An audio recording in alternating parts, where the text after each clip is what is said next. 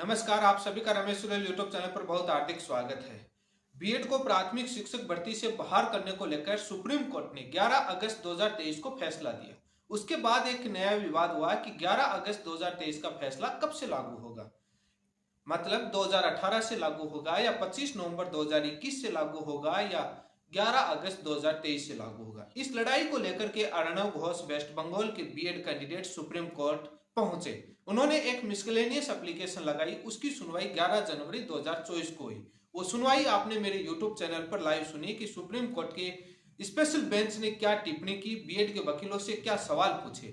लेकिन आज उस आदेश की कॉपी आने के बाद से एक नया विवाद है। मैंने उस दिन वीडियो में बताया था कि फैसला 2018 से लागू हो गया, लेकिन अब सवाल ये आ रहा है कि आप जो कह रहे थे कि सुप्रीम कोर्ट ने 11 अगस्त 2023 का फैसला 2018 से लागू कर दिया, आज के 11 जनवरी 2024 के आदेश की कॉपी में कहां लिखा है। इस बात को लेकर इस वीडियो में चर्चा करूंगा।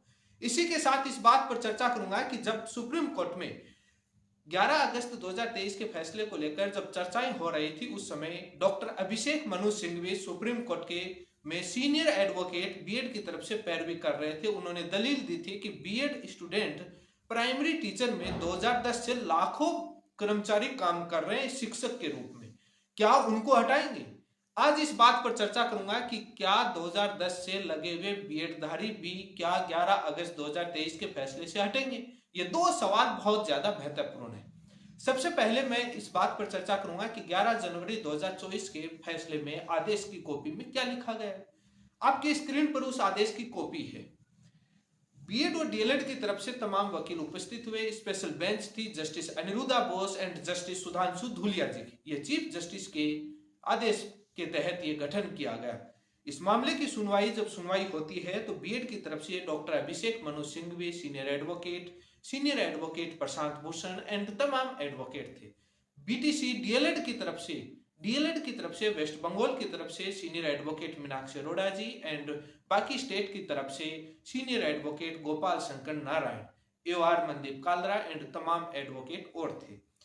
हियरिंग आप सभी ने सुनी, नहीं सुनी तो आप मेरे चैनल पर जाकर के वो वीडियो जरूर सुनिए, स्लो मोड में सुनिए, 2 बार सुनिए, आपको समझ में आएगी।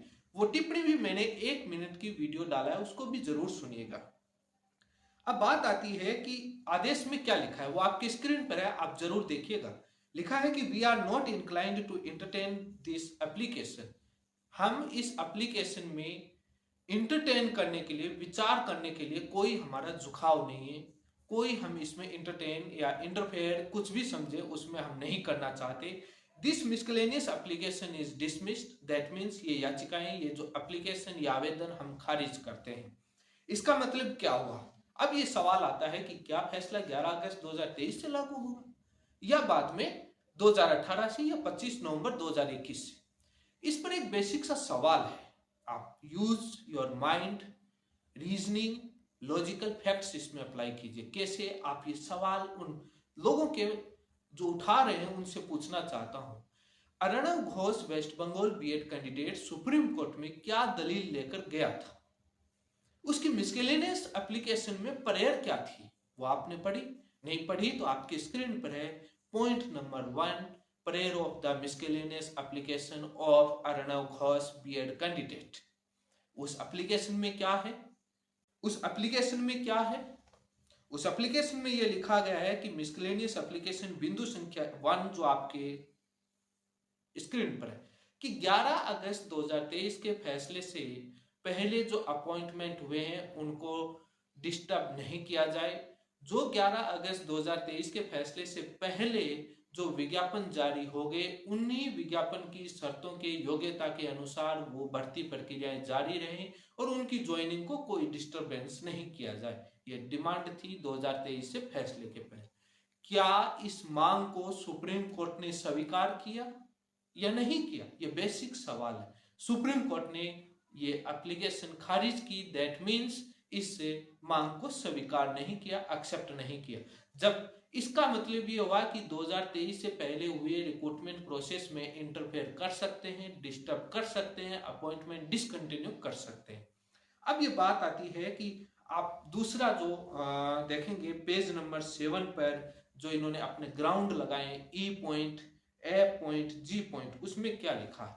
ई पॉइंट में लिखा है कि रेट्रोस्पेक्टिव इफेक्ट से लागू किया जाए या प्रोस्पेक्टिव इफेक्ट से लागू किया जाए, मतलब 2023 से पहले भूतपूर्व से लागू किया जाए या भविष्य से लागू किया जाए, वो आपकी स्क्रीन पर ई पॉइंट है, आप पढ़ सकते हैं। बाकायदा इस एप्लीकेशन को लेकर के मैंने डिटेल से वीडियो भी बनाया, आप आराम से वीडियो को स्टॉप करके जरूर पढ़िएगा कि बिंदु संख्या 1 पर में क्या लिखा गया। अब बात आती है कि दूसरी ये आप जब इस बात को समझेंगे, जब वो मांग स्वीकार नहीं हुई, डिस्टर्ब नहीं करने की, 2023 से पहले फैसला लागू नहीं किया जाए, मांग स्वीकार नहीं तो हुई, तो इसका मतलब फैसला रेट्रोस्पेक्टिव इफेक्ट से लागू हो गया। कैसे? जब आप सुप्रीम कोर्ट या कोई भी हाई कोर्ट में कोई केस लगाते हैं, आप अपनी मांग लेकर जाते हैं कि कोई योग्यता को शामिल क्यों लेकर के प्रश्नोत्तर विवाद को लेकर, जब वो खारिज हो जाता है, स्वीकार नहीं किया जाता है, तो इसका मतलब ये होता है कि आप हार गए, आपकी मांग स्वीकार नहीं की गई, जो पहले जो निर्धारित किया गया वो एज इट इज है। यही तो यहाँ हुआ है। अब बात आती है कि रजिस्ट्रार ने जो अपना आदेश दिया था, दूसरा पॉइंट और बताना चाहूंगा, जो इन्होंने रजिस्ट्रार के समक्ष जो एप्लीकेशन लिखी, उसका जो कुछ अंश रजिस्ट्रार साहब ने अपने आदेश में लिखा वो आपकी स्क्रीन पर है। उसमें अर्णव घोष 2020 के रिक्रूटमेंट को लेकर जाते हैं, नॉट 2021, 2020 के रिक्रूटमेंट को लेकर जाते हैं कि हमारा रिक्रूटमेंट 2020 जिसमें बीएड शामिल होकर के अपॉइंटमेंट हुआ है उसको डिस्टर्ब नहीं किया जाए। उस मांग को अस्वीकार कर दी, डिसमिस कर दिया, तो मतलब इंटरफेयर होगा देवेश शर्मा का जजमेंट, वहां पर बीएड भार होगा।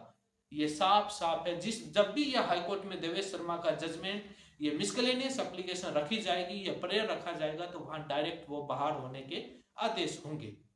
बात आती है कि जब आर्गुमेंट हो रहे थे उस दौरान डॉक्टर अभिषेक मनु सिंह भी सुप्रीम कोर्ट में दलील दे रहे थे। उन्होंने कहा कि भारत के अंदर कई राज्यों में लाखों कैंडिडेट जो शिक्षक के रूप में 2010 से बीएड के लोग डिग्रीधारी प्राइमरी में नौकरी कर रहे हैं, क्या आप उनको हटाएंगे? ये एक सवाल चला कि 2010 वाले कैसे हटाएंगे। मैं आपको बताना चाहता हूं कि जब आप आरटी एक्ट 2009 धारा 23(1) और धारा 23(2) पढ़ेंगे तो आपको क्लियर हो जाएगा। धारा 23(1) के तहत एनसीटी का 2018 नोटिफिकेशन आया, जो 2018 से पहले जिस भी राज्य में लगे हैं वो आरटी एक्ट धारा 23(2) के तहत लगे हुए हैं। उन राज्यों ने अपने स्पेशल छूट के प्रावधान, जो RT act section 23(2) is related to the relaxation, वो अपने एक छूट के प्रावधान से जो भारत सरकार से छूट ली जाती है उसके तहत लगे हुए हैं।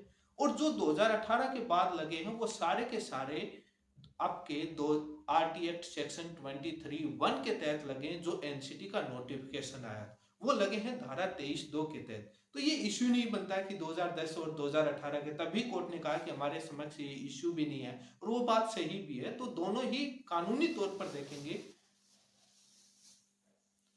जब आप कानूनी तौर पर देखेंगे तो दोनों चीजें अलग अलग हैं। वो धारा 23(1) के तहत है, ये धारा 23(2) के तहत है, तो दोनों ग्राउंड अलग हैं, वो नहीं हटेंगे। अब जो बात हटने की आती है वो 2018 से आएगी। कानूनी तौर पर किस नोटिफिकेशन के तहत, किस कानून के तहत 2010 में ज्वाइनिंग हुई, किस कानून, किस नोटिफिकेशन के तहत 2018 के बाद ज्वाइनिंग, उसकी बेसिस पर होगा। वो वहां पर मिसलीड किया गया, आगे जब बात आएगी तो वो रखी जाएगी, कोई वो दिक्कत नहीं है, तमाम एडवोकेट को मालूम है। अब ये बात आती है कि ये फैसला कब से लागू है। आप सभी को मालूम है, देवेश शर्मा जजमेंट और वो मांग मैंने बता दी। थोड़ा सा प्लीज आपका माइंड, लॉजिक, रीजनिंग, फैक्ट्स, अपना दिमाग लगाइएगा। क्या मांग स्वीकार की गई, नहीं की गई, इसका मतलब डिस्टर्ब कर सकते हैं। जब वो कोर्ट में जाएंगे डिस्टर्ब किया जाएगा और उनको हटाया जाएगा। बाकी जो भी आपके सुनवाई नहीं सुनी तो एक बार वो सुनवाई जरूर सुने, डिटेल में वीडियो बनाया हुआ है। इसी के साथ आप सभी का बहुत बहुत धन्यवाद।